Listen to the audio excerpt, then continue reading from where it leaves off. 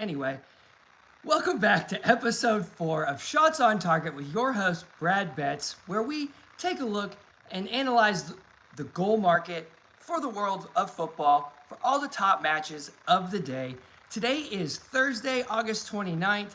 We got four matches or with leagues on the schedule. First, we're going to dive into the UAE Pro League, jump into a match in Spain, hop on over to the Serbian League, and then finish off with our best bet in the Conference League. So let's dive in. The UAE Pro League, which actually has 2 matches live right now, I believe they're coming just back from halftime, 1-0 each match. In the UAE Pro League, which I wrote up here, very difficult, 2023 and 2024. It's one of the highest scoring leagues in the entire world. We saw BTTS come in at 68% and the over 2.5 come in at 69%. That's 123 BTTS and only 59 that didn't. So those are really high scoring numbers. And you need to know what's the correlation between BTTS and over 2.5 because these lines get so nuked pre-match. You need to know that last season, only 19 matches finished at 1-1, which means 64% of the matches that hit BTTS also hit the over 2.5. So there's just a small correlation difference. So when you are looking to bet the over 2.5, you should come to expect that BTTS to accompany it. These are huge numbers. It started out this season in the first 7 matches at 5-2 at BTTS and 5-2 at over 2.5, which is at 71%. So we'll see what these 2 matches that are taking place right now finish, as well as the 2 matches that are coming up here in about an hour and a half, 2 hours, the afternoon matches. So pay attention. We're going to follow this league pretty religiously.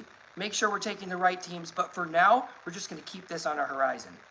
Second match in the slate, we're going to dive into the match in Spain at noon, 12 p.m. Central Time. That's Girona taking on Osasuna in the Spanish La Liga. Well, Girona are a tricky team right now. They have scored in 16 of their 19 home matches and 34 of their last 43 overall, but they've only scored in 3 of their last 6 coming into it. They've had a lot of squad rotation over the summer. They're a heavily invested squad, but this season, they've really given away a lot of those playmakers that they needed and that they really utilized in order to find most of their success last season that brought them into the top 4 of La Liga. Thus far, they're struggling. They don't look very fluid. Their pattern of play, it's very similar to last season, but it's not necessarily just pattern of play that you need in La Liga. When you have the quality of talent that they are facing, you need more. You need game changers. And right now, the game changers aren't in the Girona lineup. So with that being said, they have conceded in 14 of their last 18 coming into it, which is regular production. We used to see the BTTS hit incredibly regularly. This match does kind of set up for that scenario, but I'm not necessarily super trusting of Girona in the attacking end right now. However, let's look at Osasuna. They've scored in 10 of their last 11 coming into it. Kind of a surprise. They have a pretty solid attacking unit.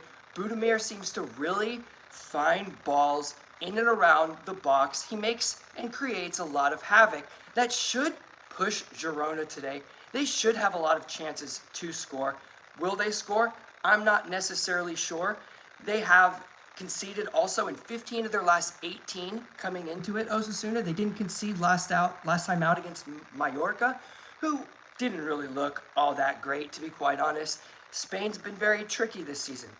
In this matchup history, though, BTTS has hit in 4 of the last 5. It didn't come in last time out, but the 4 times prior to that. So I wanted to highlight this match because we do have a lot of Girona fans, and when you see Girona on the slate, because of the success that they've had in years past, you're going to get different lines than you would kind of come to expect from other teams that are in a very similar category. In a similar fashion to how the Lakers in the NBA are priced, there's a little bit of popularity that comes into these lines. So you need to be very mindful at the beginning of the season not to get carried away trying to take Girona money line. Yeah, they do need to pick up points, and they are at home. So most teams do score at home versus any other type of fixture. So yeah, we'll see what happens. Let's put this on in front of us, but just kind of take a look. If Osasuna score, push it to halftime, maybe early second half, maybe we do look to play Girona. If it's 0-0 for most of the game and the pattern of play is pretty minimal, it is a good chance to shoot the under. So I'm not necessarily sure where we should go with Girona thus far in the season. If you're placing bets, just be very careful on them right now. Next, we're going to highlight the Serbian League because there's not necessarily as much action today. All of it takes place in very difficult climates, which we'll assess here in our next pick. So we're going to look at Serbia, which comes back, the Serbian Super League comes back tomorrow, a couple matches, but through 43 matches in the season, they've hit both teams to score in 26 of their 17, which is 60%. Pretty solid numbers for a small league like this. 25 of their last 18 hit the over 2.5, so we're seeing regular scoring. But last week, the recent fixtures, they've actually hit both teams to score and over 2.5 goals in 9 straight. So we're seeing a lot of goals lately, but we do want to avoid a few of these teams, but we also want to back maybe a few of these teams to start the season. You can see that, I can't really say this very well, Vodovina, Vojvodina. They've been in Europe this season. They've hit BTTS in 5 of their 5. You have Kukuriki, who's hit BTTS in 5 of their 6. And you have Mladost Lucani, who's hit in BTTS in 5 of 6. So those are 3 teams that you can maybe look to expect goals thus far. But you also have teams like Partizan, who's also participating in Europe. 0-4 in the BTTS because they haven't let in a goal thus far this season. So we need to pay attention to matchups when we're betting Serbia. It's not one size fit all. It's let's take a look at the teams that are producing, and you want to ride those teams that are producing. Next up, we have an absolute banger of a match. And anybody who follows the last, 6-9 months to a year plus, they know Häcken is a team that we play every single week. Why? Let's take a look at their matchup with Heidenheim today and assess. Heidenheim have scored in 19 straight matches coming into this. That's pretty solid production from Germany's Bundesliga. They've conceded in 14 of their 15 that ended last season, so you regularly saw production on both ends from Heidenheim, especially on that defensive end. They love to concede. They had a clean sheet in their last Bundesliga match against St. Pauli, playing away from home. St. Pauli had goals reversed. So it does look like they're still conceding. But honestly, let's take a look at Häcken to really understand what makes them so special. Well, Häcken come in scoring in 15 straight and 23 of their last 25. They've conceded in a whopping 42 of their last 46 matches. They've hit both teams to score in 37 of their last 44, and they've hit over 2.5 in 37 of their last 45, and they've hit over 2.5 in 37 of their last 44. Heidenheim and Häcken played once already in the first leg, so this is a second leg fixture that's going to decide who moves on in the Europa Conference League. Loser, gone. Heidenheim won 2-1 over Häcken. Häcken was at home. Now Heidenheim's going to return to their home. Häcken had 18 shots with 6 shots on target, only scoring 1. They maintained the bulk of possession. They maintained the chances. They looked the most dangerous. Heidenheim only had 5 shots and put 3 on target, scored 2. Really solid production. They're a team that does really well with the chances that they have because they do like to sit in and put a little more of a counter on. This should set up Häcken to be a little bit more open as they have to overturn at least 1 goal. And if you look at Häcken's stats, Häcken has conceded in 42 of their last 46. So we've come to expect Häcken to concede.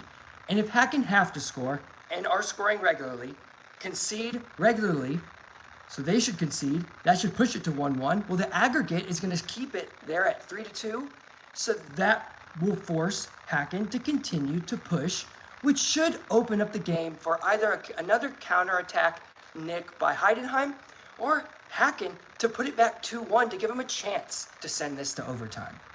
Which is why my favorite bet for today's slate is in the Europa Conference League between Heidenheim and Hacken. And that's both teams to score parlayed together with that over 2.5. And I got that at minus 130.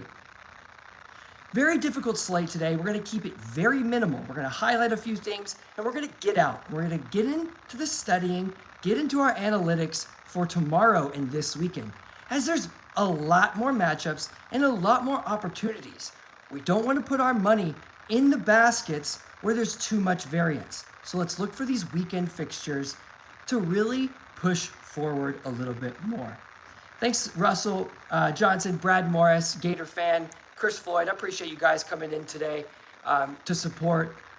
Very difficult day yesterday. We were all over it. I think the EXG told us a whole different story than what the final score was, which is going to happen in the world of football. We just need to make sure that we have that EXG, that we have the total shots backing up what our plays are, because the variance in the end will sort itself. Love you too, Eddie. Appreciate you guys. Come in tomorrow with your picks for the entire weekend and look for a much more intensive slate. I'll catch you guys tomorrow.